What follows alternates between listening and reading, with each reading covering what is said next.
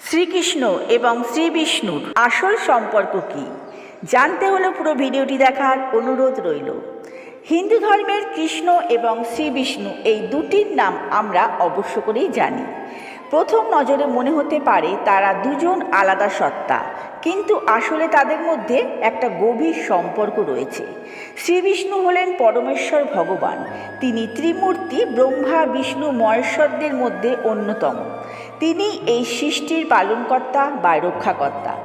যখন ওই পৃথিবীতে অধর্ম বেড়ে যায়, জীবনে কষ্ট হয়, তখন ধর্মকে রক্ষা করতে এবং দুষ্টের বিনাশ করতে তিনি বিভিন্ন রূপে পৃথিবীতে আসেন। এই যুগে যুগে তার আগমনকেই অবতার বলা হয়। বিষ্ণুর রূপ সাধারণত চার হাতে শঙ্খ চক্র গদা পদ্ম ধারণ করা, এবং তিনি ক্ষীরসাগরের শেষনাগের ওপর শায়িত থাকেন। তিনি অনন্ত অসীম এবং সমস্ত সৃষ্টির উৎস। তার কোনো শুরু বা শেষ নেই।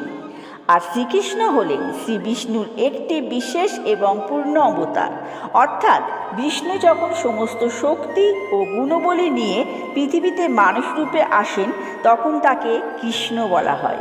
দ্বাপর যুগে তিনি পৃথিবীতে এসেছিলেন দেবকী ও বাসুদেবের পুত্র রূপে মথুরার কারাগারে।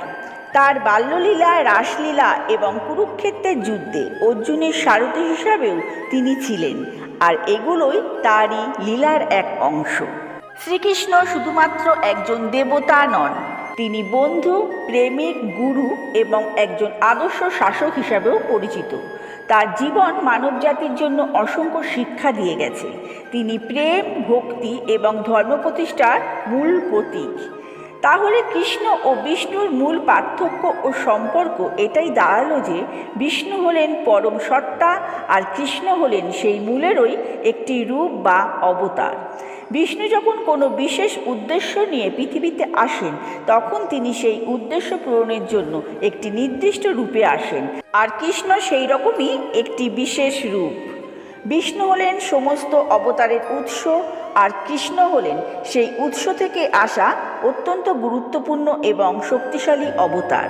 সুতরাং কৃষ্ণ এবং শ্রী বিষ্ণু আসলেই একই পরম সত্তার দুটি ভিন্ন প্রকাশ।